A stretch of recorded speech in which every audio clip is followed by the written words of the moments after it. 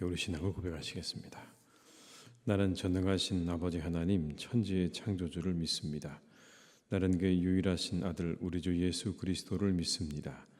그는 성령으로 잉태되어 동정녀 마리아에게서 나시고 본디오 빌라도에게 고난을 받아 십자가에 못 박혀 죽으시고 장사된 지 사흘 만에 죽은 자 가운데서 다시 살아나셨으며 하늘에 오르시어 전능하신 아버지 하나님 우편에 앉아 계시다가 거기로부터 살아있는 자와 죽은 자를 심판하러 오십니다. 나는 성령을 믿으며 거룩한 공교회와 성도의 교제와 죄를 용서받는 것과 몸의 부활과 영생을 믿습니다. 아멘. 찬송가 405장을 찬양하시겠습니다. 405장입니다.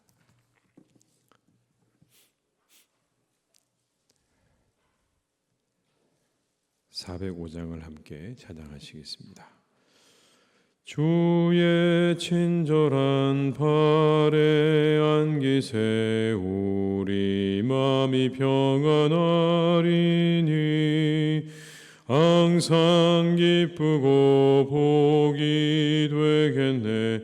영원하신 발에 안기세 주의 발에 그 크신 발에 안기세 주의 발에 영원하신 발에 안기세 날이 갈수록 주의 사랑이 도로 광명하게 비치고 전성 가는 길 편히 가리니 영원하신 발에 안기세 주의 발에 그 크신 발에 안기세 주의 발에 영원하신 발에 안기세 주의 보좌로 나아갈 때에 기뻐 찬미 소리 외치고 겁과 두려움 없어지리니 영원하신 발에 안기세 주의 발에 그 크신 발에 안기세 주의 발에 영원하신 발에 안기세 2절입니다.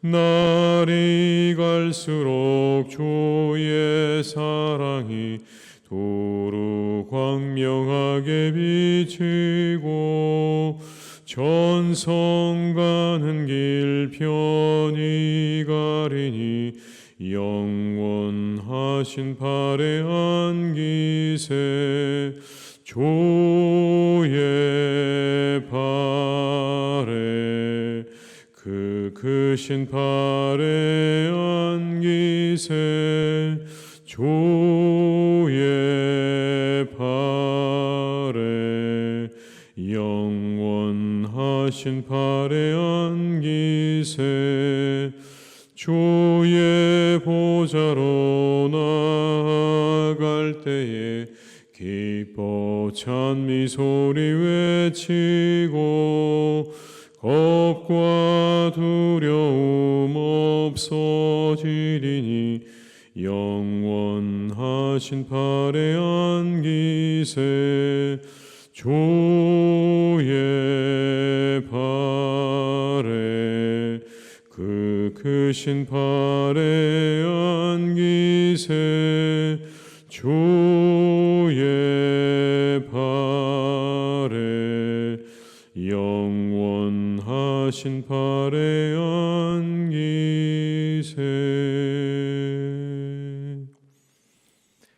누가복음 20장 27절에서 40절의 말씀입니다. 누가복음 20장 27절에서 40절의 말씀입니다.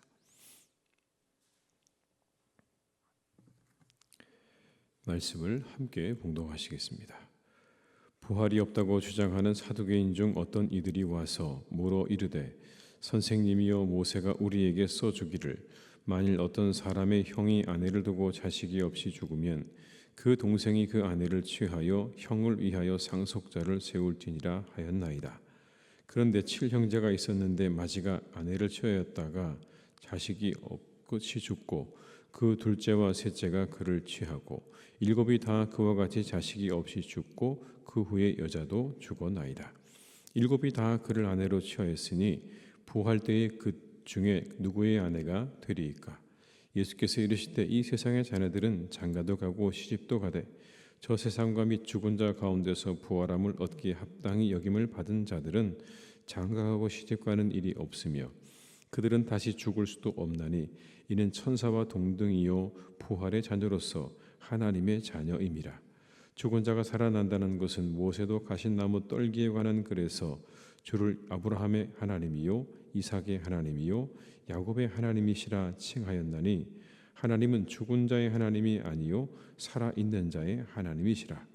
하나님에게는 모든 사람이 살았느니라 하시니 서기관 중 어떤 사람이 이들이 말하되 선생님 잘 말씀하셨나이다 하니 그들은 아무것도 감히 더 물을 수 없음이더라.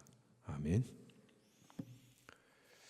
오늘 사두개인들이 예수님에게 와서 질문을 던집니다. 이들은 부활이 없다고 그렇게 주장하는 사람들이었습니다. 이 사두개인들은 제사장 계열의 사람들로서 대부분 부자이고 그리고 귀족들이었습니다. 그들은 모세 오경만을 자신들의 성경으로 인정을 하고 다른 것들을 다 배척을 했습니다. 근데 그들이 와서 곤란한 질문을 던집니다. 이런 질문입니다. 생전에 형이 아내를 두고 자식이 없이 죽게 되면 동생이 그 형수를 아내로 맞이하는 관습이 있는데 7형제가 있었다고 생각해 봅시다. 그런데 그 7이 다 자녀가 없이 죽어서 맨 큰 형의 아내가 그 7형제의 아내가 다 되었다가 나중에 다시 부활을 하면 그러면 그 여인은 누구의 아내가 되는 것입니까? 라고 하는 질문이었습니다.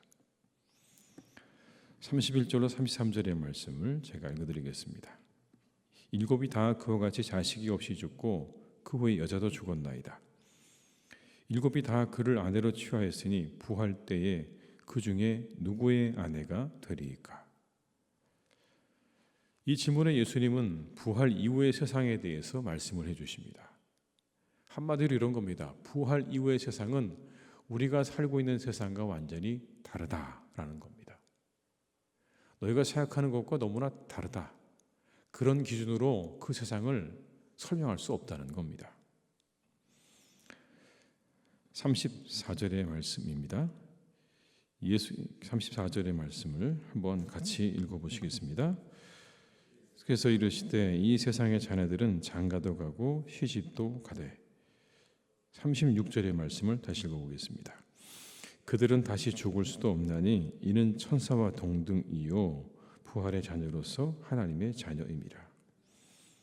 35절엔 또 이렇게 말씀합니다. 저 세상과 및 죽은 자 가운데서 부활함을 얻기에 합당히 여김을 받은 자들은 장가가고 시집가는 일이 없으며, 그러니까 부활 이후의 삶에는 장가를 가고 시집가는 일이 없다는 겁니다. 그리고 죽는 일도 없다는 겁니다. 천사와 동등하다. 그리고 죽는 일이 더 이상은 없다.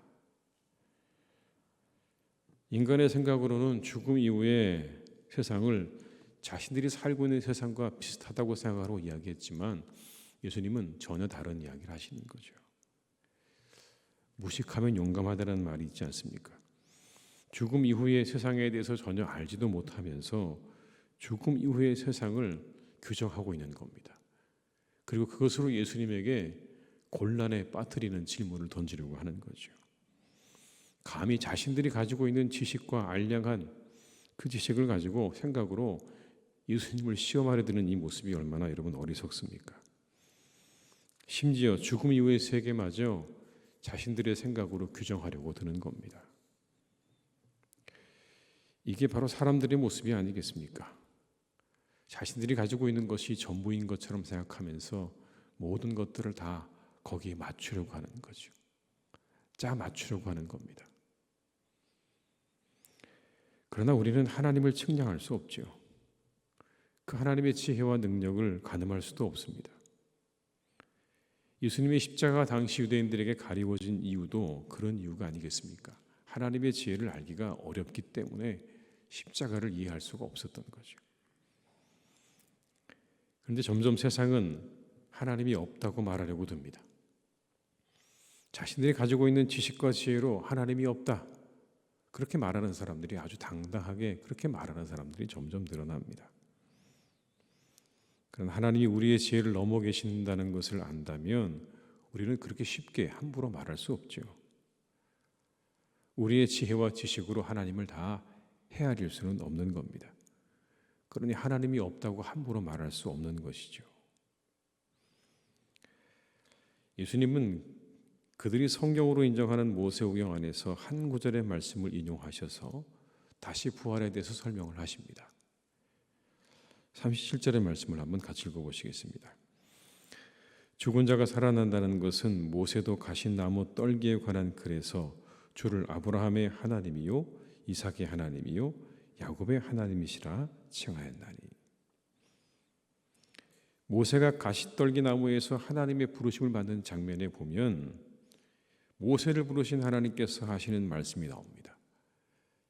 그 말씀은 이런 겁니다. 또 이르시되 나는 내 조상의 하나님이니 아브라함의 하나님, 이삭의 하나님, 야곱의 하나님이라. 모세가 하나님 배웁기를 두려워하여 얼굴을 가리매. 하나님이 뭐라고 그러시냐면 나는 아브라함의 하나님, 이삭의 하나님, 야곱의 하나님이다. 근데 여러분 여기 나오는 이 하나님이니라 할 때 하나님이니라는 현재형입니다. 그러니까 내가 옛날에 아브라함의 하나님이었고 그리고 이삭의 하나님이었고 야곱의 하나님이었다가 아니라 나는 지금도 아브라함의 하나님이고 지금도 이삭의 하나님이고 야곱의 하나님이다.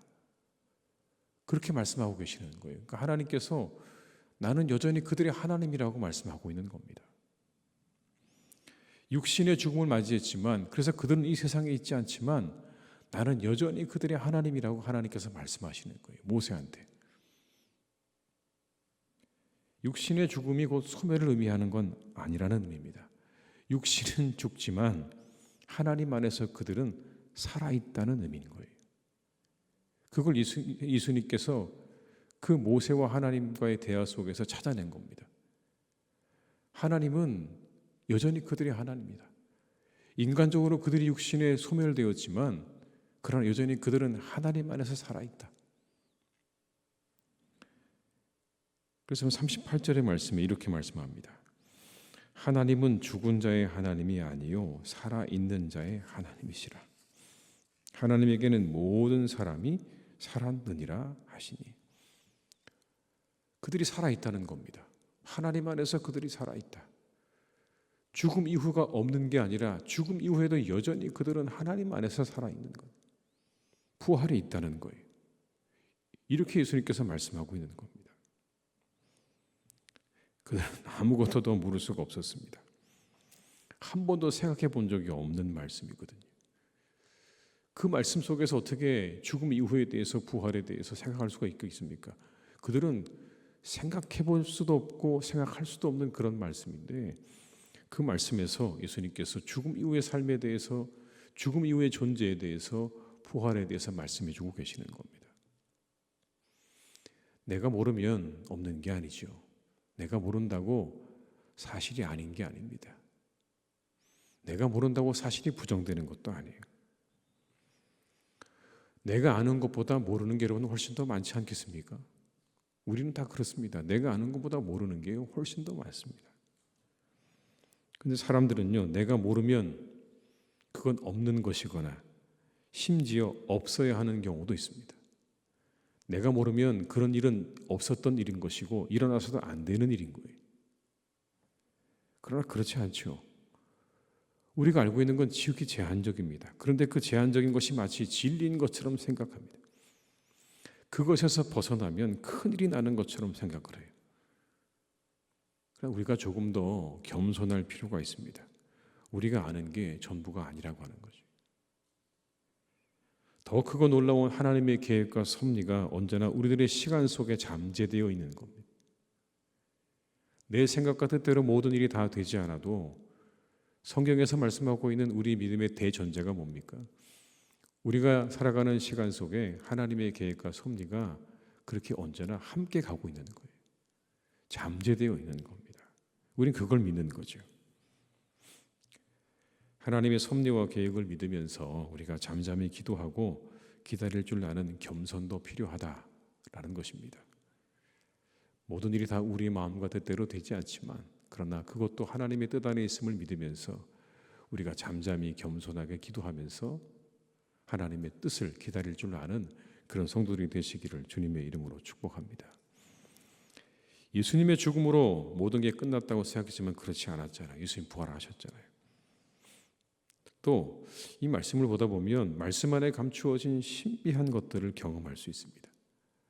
자신들이 인정하는 모세오경 안에서 그런 말씀이 있는 줄 사두개인들은 꿈조차 심지어 몰랐습니다. 그런데 예수님께서 그들에게 신비한 말씀을 듣게 하시죠.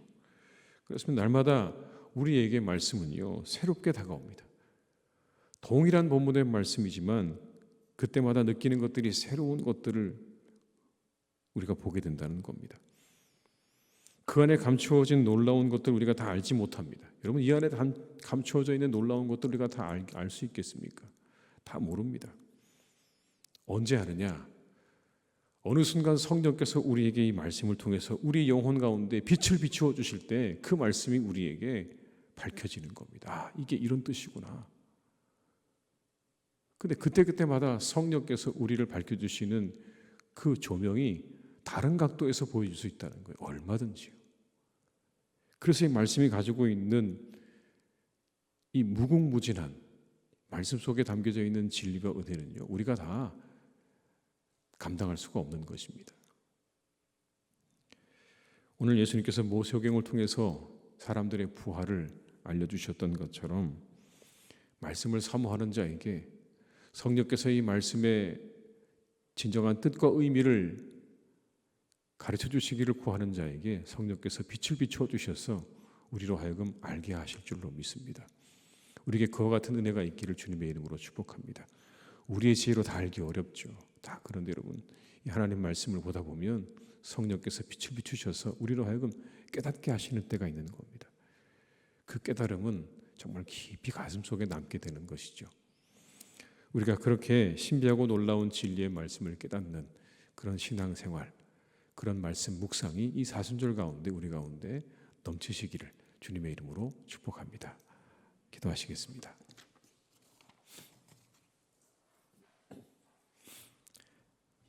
아버지 하나님, 이 시간 우리가 하나님께 이 시간에 모였습니다.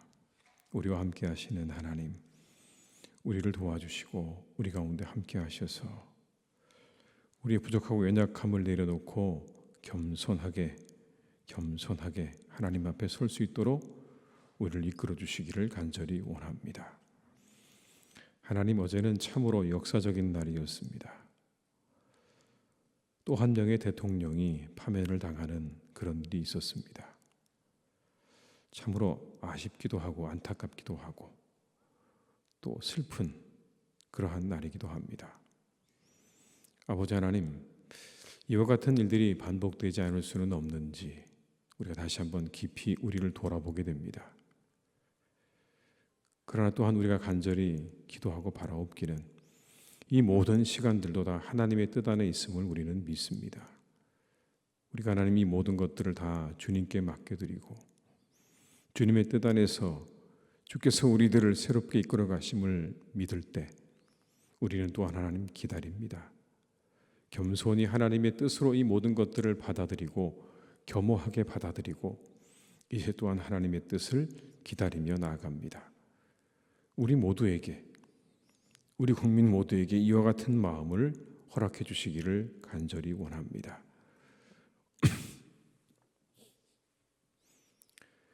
국민 모두가 하나님 오직 이 하나의 결과에 대해서 이제 새로운 시대를 향한 그러한 첫 발자국으로 우리가 받아들이며 겸손하게 겸허하게 이 모든 것들을 받아들이고 기다릴 줄 아는 그런 국민들이 되게 하여 주옵소서. 아버지 하나님께서 새로운 시대를 열어가실 것입니다. 우리가 그것을 위해 또 함께 기도하기를 원합니다. 이제 곧 새로운 대통령을 뽑을 대선을 우리가 준비하게 될 것입니다. 우리가 이것을 위해 함께 기도하는 하나님의 백성들이 되게 하여 주옵소서. 우리나라를 잘 이끌어갈 수 있는, 이 어려운 위기를 잘 헤쳐나갈 수 있는, 이렇게 도동강 나버린 이 나라를 하나로 만들어갈 수 있는 그런 대통령을 우리가 잘 뽑을 수 있도록 하나님께서 우리 가운데 은혜를 내려 주시옵소서. 이 모든 준비 위에 함께하여 주옵시고 하나님의 나라가 더욱더 든든하게 그리고 정의롭게 바르게 세워지는 일에 사용되어질 만한 사람을 분별할 수 있는 지혜를 허락하여 주옵시고 이 모든 일을 통해서 더욱더 우리나라가 발전해 나갈 수 있도록 함께 하실 줄 믿사오니 그 하나님을 믿으며 우리가 더욱 기도하며 나아가는 남은 그 시간들이 될 수 있도록 주님께서 은혜를 내려 주시옵소서. 아버지 하나님, 사랑하는 우리 교회를 주님께서 이끌어 주시기를 원합니다. 우리 교회 가운데 함께 하시는 아버지 하나님, 우리 교회를 통해 하나님께서 놀라운 일들을 이루어가고 계시는 줄 믿습니다. 우리의 시간 속에 하나님의 놀라운 섭리와 계획이 또한 계속해서 이루어져 가고 있는 줄로 믿습니다. 때로 하나님, 우리가 어려운 시간들, 어려운 일들을 우리가 그렇게 헤쳐나오고 있지만 그 가운데도 하나님은 반드시 우리 교회를 향하신 놀라운 계획과 섭리를 가지고 하나하나 이루어가고 계시는 줄로 믿습니다. 아버지 하나님, 우리를 도와주시고 우리 교회 가운데 함께 하셔서 하나님의 놀라운 그 뜻과 계획을 잘 이루어 드리는 하나님의 교회가 되게 하여 주시옵소서. 결국엔 아버지 하나님, 우리 모두가 하나님의 놀라운 역사를 이루게 하실 줄 믿습니다. 이루게 될 줄 믿습니다. 그날을 바라보며 그때를 바라보며 한 걸음 한 걸음 나아가는 하나님의 교회로 세워주시기를 원하오니 주님께서 우리 교회를 축복하여 주시옵소서. 성령의 능력으로 함께하여 주시옵소서. 하나님의 복된 교회가 되게 하셔서 주께서 우리에게 주신 귀한 사명을 능력 있게 넉넉하게 잘 감당하는 교회가 되게 해 주시옵소서. 우리 성도님들을 하나님께서 또한 지켜주시기를 원합니다.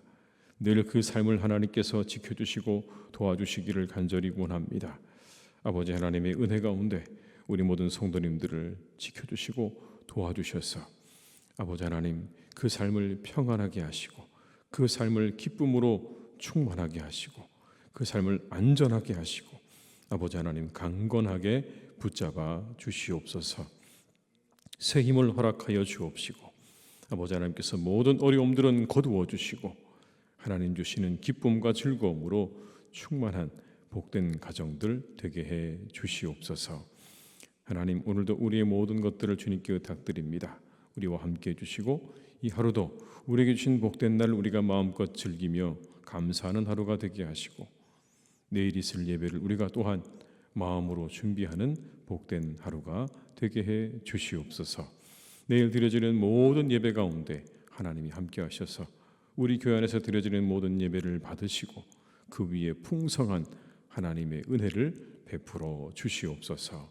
모든 것을 주님께 의탁드리옵고 예수님의 이름으로 기도드립니다. 아멘.